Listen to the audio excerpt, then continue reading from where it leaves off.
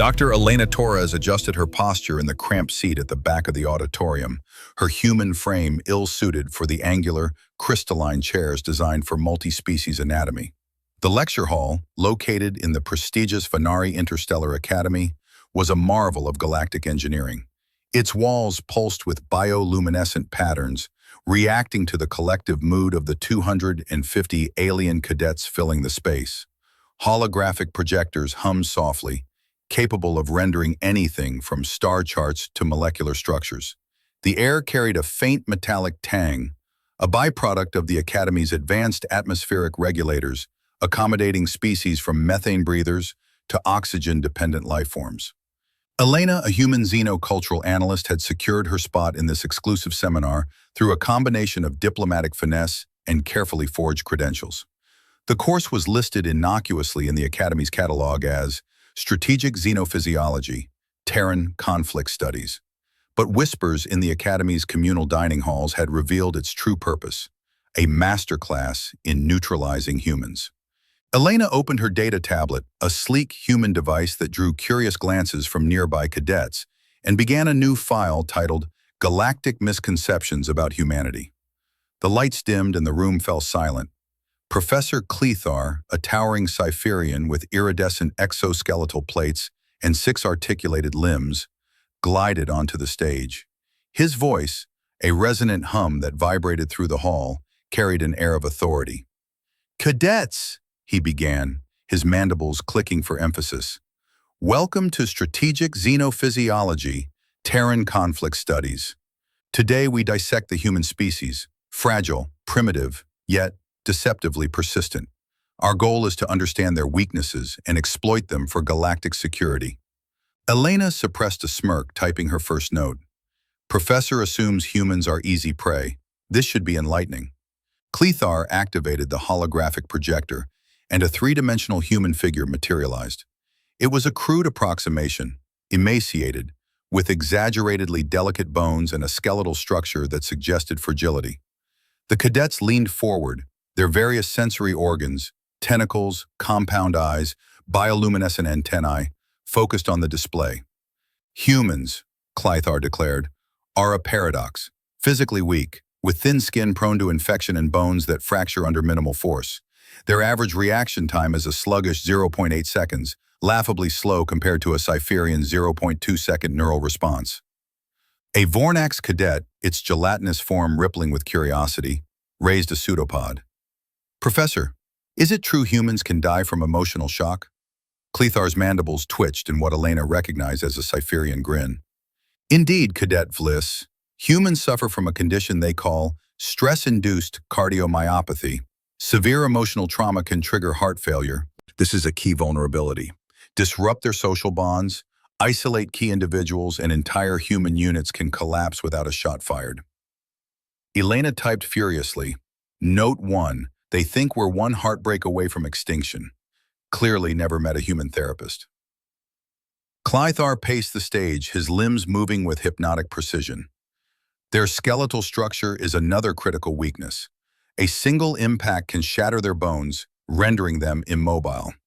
Their muscles lack the density of even the weakest galactic species." The hologram zoomed in on the skeletal model, highlighting joints that looked like they'd snap under a stiff breeze. Elena scanned her arm discreetly with her medical scanner, confirming her bone density was triple that of the hologram's depiction, thanks to standard human enhancements for deep space operatives. Note 2. Hologram based on a malnourished human from a low-gravity colony, circa 2100. Outdated by a century. A Krillian cadet, its crystalline exoskeleton glinting under the lights, raised a claw. "What about their technology? Our briefings suggest primitive weapons." Clethar's voice dripped with condescension. "Human technology is functional but rudimentary.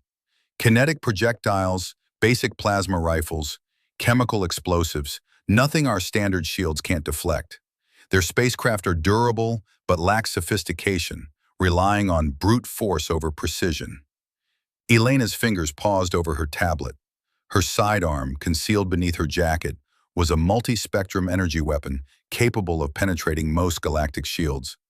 Her personal shield generator, woven into her clothing, could withstand a direct hit from a Krillian plasma lance. Note 3. Intelligence files stuck in the 22nd century. Urgent update needed. Clythar's tone grew darker as he shifted topics. Let's discuss human psychology. Humans form irrational attachments, bonds they call family or comrades. These can be weaponized, threaten their loved ones, and they'll abandon tactical positions or reveal secrets. But beware, a human defending its kin can become unpredictably aggressive. A Sinar cadet, its bioluminescent tendrils pulsing, spoke up. Professor, what about their adrenaline response? Is it as dangerous as rumored? Clythar's eyes gleamed. The human adrenaline surge is real. It temporarily boosts strength, speed, and pain tolerance, turning them into reckless combatants. They may charge superior forces or fight despite fatal injuries. The solution? Neutralize them quickly. Half measures are fatal. Elena's jaw tightened. The professor wasn't entirely wrong. Adrenaline was a factor. But human training emphasized control, not chaos. She typed. Note 4. They think we're berserkers, underestimating our discipline. The hologram shifted to display a human family smiling in a pastoral setting. Humans will sacrifice themselves for others, Clythar continued. Exploit this. Take hostages and they'll comply. They believe they can endure anything for a cause. Elena felt a chill. This wasn't just a lecture. It was a blueprint for targeting humanity. Every cadet was taking notes, their devices humming with tactical simulations. She typed, Note 5. This is a war plan, not a biology lesson. Clythar's gaze swept the room, pausing briefly on Elena. His mandibles clicked, and his voice took on a theatrical edge. Before we proceed to practical applications, let's consider interrogation. Humans are notoriously resistant to standard methods, but their social nature is their undoing. Isolate them, threaten their allies, and they break. The room grew quiet. Then Clythar's eyes locked onto Elena. Perhaps we have a unique opportunity. A human is among us. Dr. Torres, would you care to offer insights? Every head turned. Alien eyes, tentacles, and sensory organs fixed on her. Elena stood slowly, her expression calm but her mind racing. Her tablet buzzed with a security alert. Lockdown initiated, all exits sealed. The blast doors hissed shut and emergency lights bathed the room in crimson. Professor, Elena said, her voice steady, I've been taking notes. Your lecture is illuminating, but your data is about 20 years out of date. A murmur rippled through the cadets. Clythar's mandibles twitched. Explain, Dr. Torres. Elena held up her tablet, displaying her annotated notes. Your hologram suggests humans have brittle bones and slow reflexes. I'm guessing it's based on a pre-spaceflight human, maybe from a low-nutrition colony. Modern humans, especially those in space, receive enhancements, reinforced skeletons, neural accelerators, regenerative nanobots.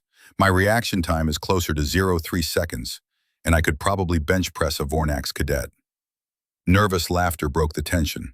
A Krillian cadet activated a scanner, its results confirming Elena's claims. Clythar's exoskeleton dimmed slightly, a Cypherian sign of unease. And your technology assessment? Elena continued, tapping her tablet. The holographic projector flickered, overridden by her device. A real-time scan of her gear appeared. A plasma sidearm, a shield generator, a communications array capable of hacking galactic networks. This primitive human is carrying tech that could disable this room's systems in seconds.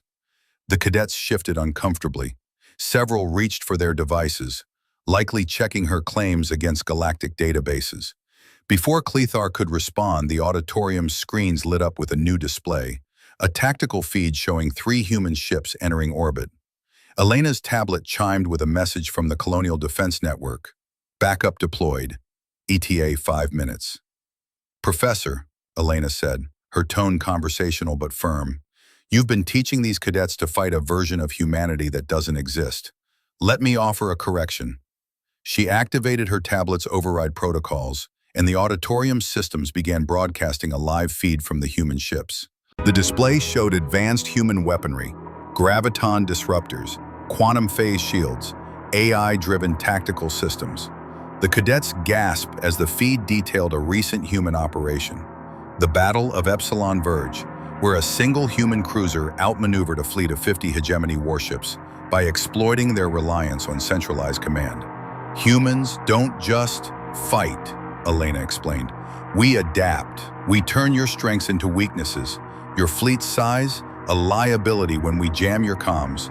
Your advanced shields, useless against our phase-shifting weapons. Your rigid tactics, we thrive on chaos. A signer cadet raised a tendril. But how? You're a minor species, Elena smiled. Because we don't fight to win battles. We fight to change the rules. Take the Epsilon Verge. Our cruiser didn't fire a shot. It broadcasted false data, making the hegemony fleet attack itself. That's human warfare, not brute force, but strategy. The blast doors hissed open, and Admiral Hana Kwon stepped into the auditorium. A petite woman in her late 40s, her Colonial Defense Corps uniform was unassuming, yet her presence commanded the room. The security team that had been advancing on Elena froze, their weapons lowering. "Good afternoon, cadets," Kwon said, her voice warm but edged with steel. "I see Dr. Torres has begun your education. Allow me to continue." Clythar's exoskeleton paled. "Admiral Kwon, how?" "Human stealth tech," Kwon interrupted, gesturing to the holographic display, now showing real-time scans of the Academy's defenses. "We've been monitoring your curriculum for months. Your intelligence on humanity is outdated, and your tactics are optimistic." The display shifted to show current human military capabilities. Ships with cloaking systems, weapons that rewrote physics, and soldiers with bio-enhancements that rivaled galactic elites. Kwon paced the stage, her movements deliberate. "You've been taught to see humans as weak, predictable, but we're not. We're the species that turned a derelict asteroid into a fortress in 6 months. We're the ones who hacked a sentient AI warship and turned it into a research lab." A Vornax cadet spoke up, its voice trembling. "What happened to Professor Clythar's data?" Kwon's smile was almost pitying. "Your professor's data is from before we cracked faster than light travel. Since then, we've fought wars, colonized systems, and learned from every enemy we've faced. You think we're fragile? We've survived black holes, radiation storms, and species that thought like you." Kwon turned to Clythar. "Professor, your curriculum needs an overhaul. Humans aren't a problem to be solved with force. We're a puzzle that solves itself. Every time you think you've figured us out, we've already changed." She addressed the cadets. "Your final lesson: humanity doesn't win through luck. We win because we refuse to lose. We rewrite the battlefield, the rules, even the war itself. And if you doubt that, check your orbital sensors." The display showed the 3 human ships in orbit, now joined by a dreadnought-class vessel. Its weapons could level the Academy in minutes. The cadets' devices buzzed with alerts from their command, confirming the human fleet's presence. Clythar's voice was barely audible. "What happens now?" Kwon's expression softened, but her eyes were unyielding. "Now, you revise your teachings. You update your intelligence. You tell your galactic allies that humanity isn't what you thought, because if you don't, the next lesson will be far less pleasant." She turned to Elena. "Dr. Torres, your report will be interesting." Elena nodded, closing her tablet. "I've got plenty of notes." As Kwon and Elena exited, the cadets erupted into frantic discussion, their devices pulling up human military records that contradicted everything they'd learned. Clythar stood alone on the stage, his communicator flashing with urgent messages from Academy Command. Outside, the human ships waited, their crews monitoring galactic chatter. Universities across the galaxy began requesting updated human data, and the word spread: humanity was no longer a minor player. The galaxy had underestimated them, and that mistake would not be repeated. Clythar activated his recorder, his voice heavy. Day 1, revised xenophysiology curriculum. Lesson 1, we were wrong about humans. Lesson 2, they let us be wrong. Lesson 3, that was their strategy all along.